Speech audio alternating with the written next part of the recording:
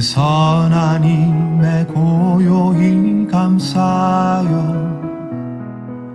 그 놀라운 평화를 누리며 나 그대들과 함께 걸어가네. 나 그대들과 하늘을 여네. 지나가 넘을 어둠의 날들이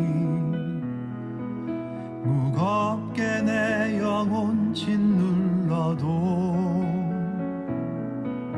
오 주여 우릴 외면치 마시고 약속의 구원을 이루소서.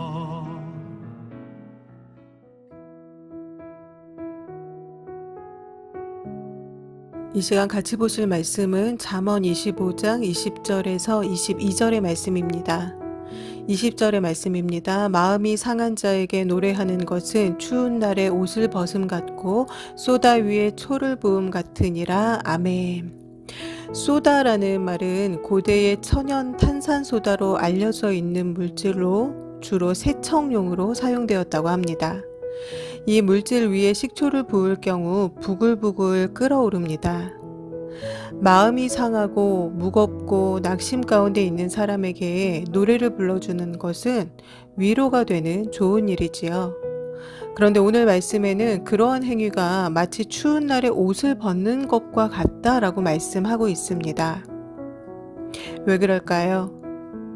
사람들과의 관계를 잘 맺는 사람들을 살펴보면 사람에 따라 그리고 상황에 따라 해야 할 말과 하지 말아야 할 말을 잘 구분해서 합니다. 위로가 필요한 사람에게는 위로를 해주고 말없이 같이 있어줘야 할 때에는 그저 말없이 옆에 있어주고 분명한 권면의 말이 필요한 사람에게는 분명한 말로 도움을 줍니다.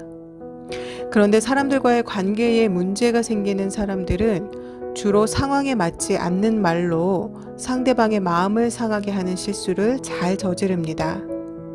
오늘 본문의 말씀은 마음이 상한 자에게 맞지 않는 노래를 한 사람에 대한 말씀입니다. 위로가 되지 않는 오히려 모욕과 조롱을 느끼게 만드는 상황이 되어버렸습니다. 쏘다 위에 식초가 부어져서 부글부글 끓는 것과 같이 가뜩이나 마음이 힘든 그 상대방의 마음을 오히려 더 끓어오르게 만드는 행위를 한 것이지요. 야고보서 3장에는 말의 실수에 대해서 말씀하고 있습니다.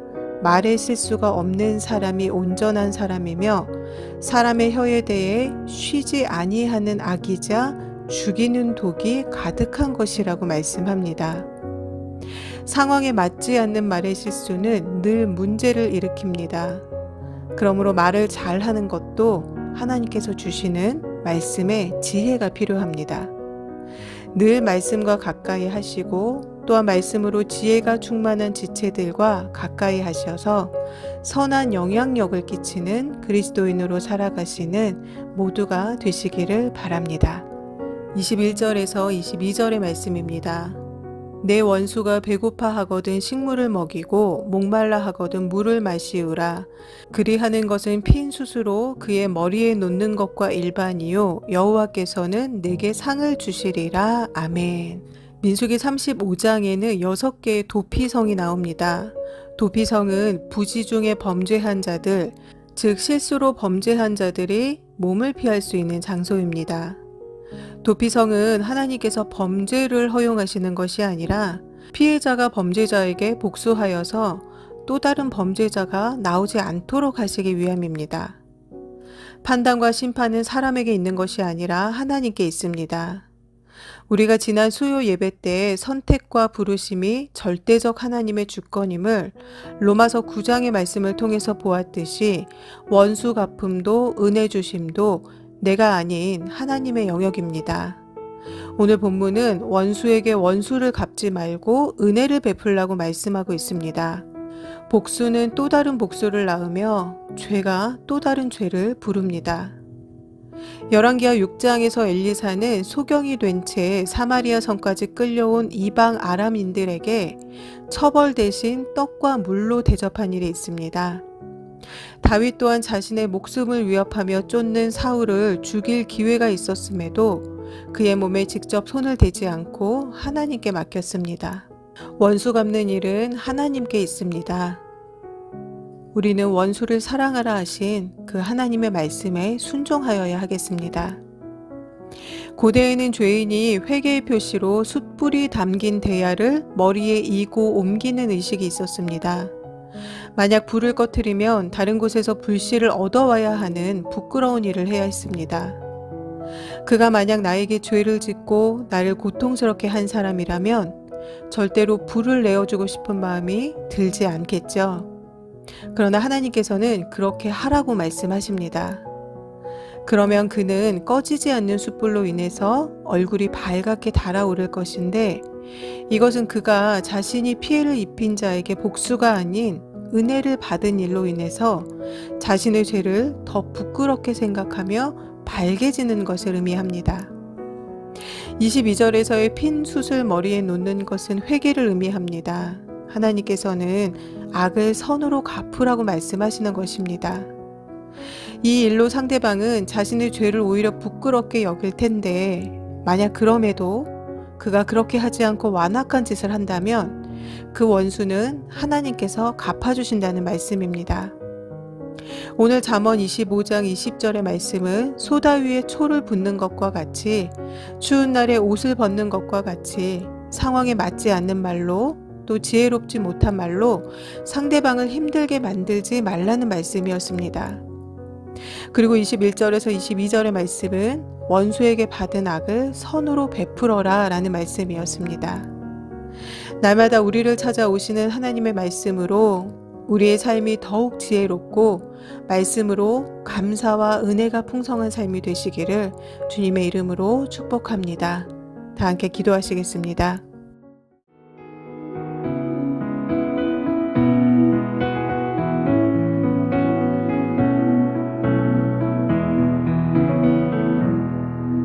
그 선한 힘에 고요히 감사하여 그 놀라운 평화를 누리며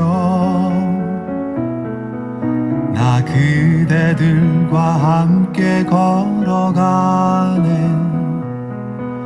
나 그대들과 하늘을 여네 지나가 넘을 어둠의 날들이 무겁게 내 영혼 짓눌러도 오 주여 우릴 외면치 마시고 약속의 구원을 이루소서 그 선한 힘이 우릴 감싸시니 믿음으로 일어날 일 기대하네 주 언제나 우리와 함께 계셔 하루 또 하루가 늘 새로워 주께서 밝히신 작은 촛불이 어둠을 헤치고 타오르네 그 빛에 우리 모두 하나 되어 온 누리에 비추게 하소서 그 선한 힘이 우릴 감싸시니 믿음으로 일어날 일 기대하네 주 언제나 우리와 함께 계셔 하루 또 하루가 늘 새로워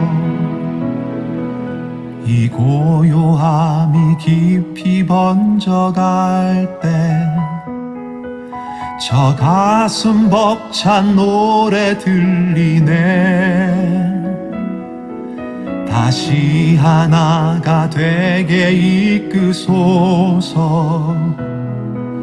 당신의 빛이 빛나는 이 밤, 그 선한 힘이 우릴 감싸시니 믿음으로 일어나릴 기대하네. 주 언제나 우리와 함께 계셔. 하루 또 하루가 늘 새로워.